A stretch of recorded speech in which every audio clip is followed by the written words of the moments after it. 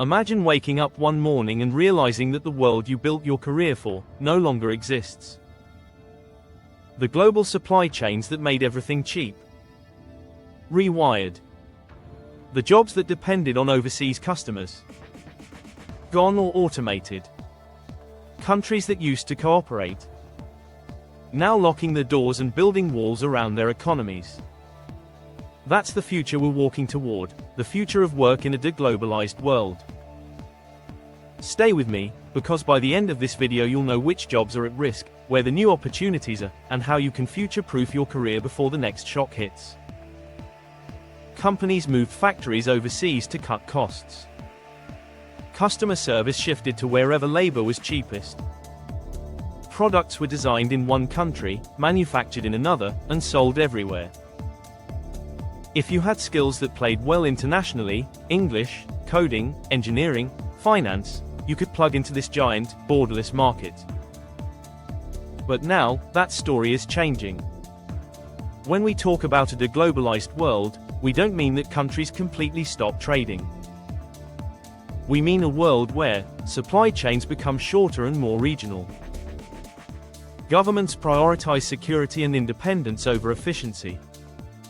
Data, technology, and even talent are controlled more tightly within borders. Companies ask, what can we do at home, even if it costs more? So instead of one big global labor market, we get several smaller, competing ones. Let's quickly break down what's pushing the world in this direction. 1. Geopolitical tension. Trade wars, sanctions, tariffs, and political conflicts make it riskier to rely on faraway partners. If your factory depends on a single country for key parts, one political decision can shut you down overnight. Companies hate that kind of risk. 2. Supply chain shocks. The last few years showed how fragile just-in-time global logistics can be. When one link breaks, everything stalls. So now businesses are moving toward, just-in-case, supply chains, building more factories closer to home, keeping more inventory, diversifying suppliers. 3. Technological automation. Robots and AI used to be too expensive in rich countries compared to cheap labor overseas. That gap is shrinking. When a robot arm and an AI system can do the job of 10 workers in another country, suddenly reshoring production makes sense. Point 4. Data and digital borders. It's not just physical goods. Data regulations, digital taxes, and cybersecurity concerns are fragmenting the internet itself. Where data lives, where it can be processed, who can access it, these things increasingly depend on your country, not the global market. 5. Social and political pressure. Workers and voters in many countries are asking, why are our jobs going overseas? Why are we dependent on other countries for essentials? That pressure pushes governments to bring jobs back, even if it costs more. Add all of that together and you get a powerful trend, from hyper-globalization to cautious, regional, and often national strategies. Let's talk about what this actually means for you. Jobs at risk in a deglobalized world. Roles built purely on low-cost labor competition. If your job exists in a high-cost country mainly because it was cheaper to send it abroad before, you're in a danger zone, because now that same logic can work against you. Basic manufacturing, assembly, routine customer support, simple data entry and back-office work in a deglobalized world. These jobs either move back home and get automated, or become regional, with companies preferring local workers who understand the local context. Middlemen of globalization. Certain roles exist mainly to coordinate complex global chains. Logistics brokers, import, export coordinators, intermediaries who simply pass information along. As supply chains shorten and digital tools get smarter, some of these middle jobs can shrink. Over-specialized global niche workers. If your whole career depends on clients in one specific foreign region, say you only serve one overseas market, and that relationship breaks down, your work can evaporate quickly. Now for the good news. Deglobalization doesn't kill opportunity. It reshapes it. Local production and regional manufacturing. As countries push to make more things at home or within nearby regions, we'll see growth in advanced manufacturing and robotics, maintenance and repair of automated systems, logistics and warehousing closer to end customers. These jobs aren't old-school factory roles. They mix technical skill, digital literacy, and hands-on problem-solving. Resilience and risk specialists. In a deglobalized world, companies obsess over risk. Supply chain resilience experts, cybersecurity and data protection, compliance and local regulation experts. If you can map risks, design fail-safes, and respond quickly to disruptions, you're an asset.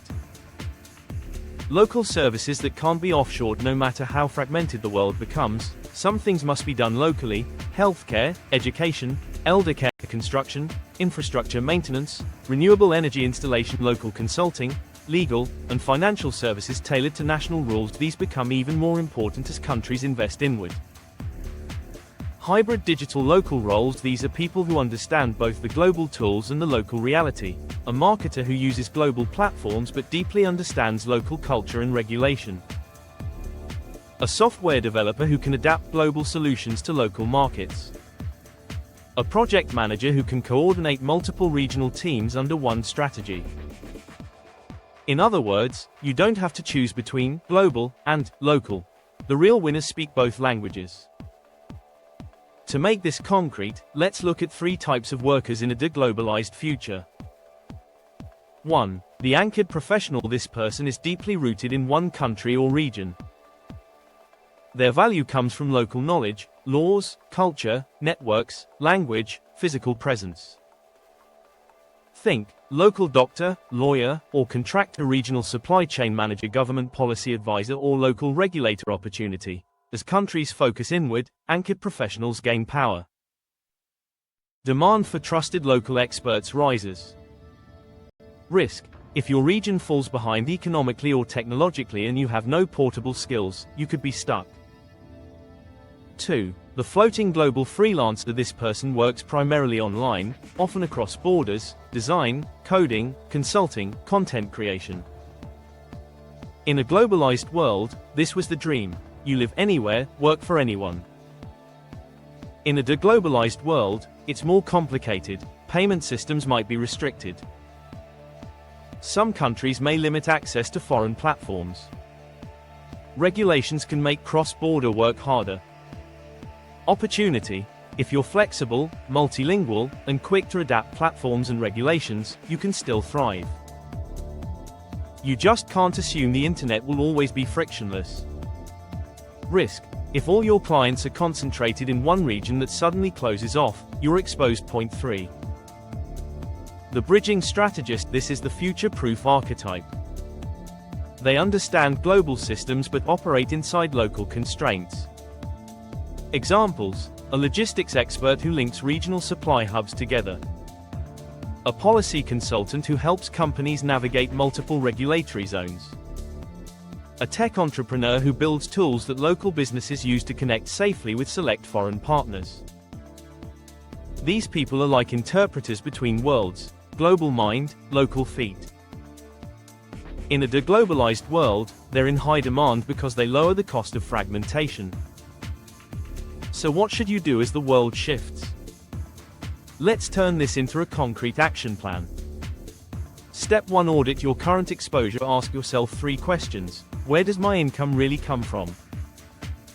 Is it tied to one country, one industry, or one client base?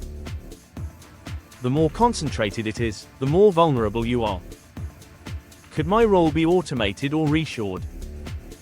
If your main value is being a cheap pair of hands, or just forwarding information, that's a red flag. If borders hardened tomorrow, what would change for me? Would you lose customers? Lose access to tools? Face legal or tax complications? Be brutally honest. This isn't about panic, it's about clarity.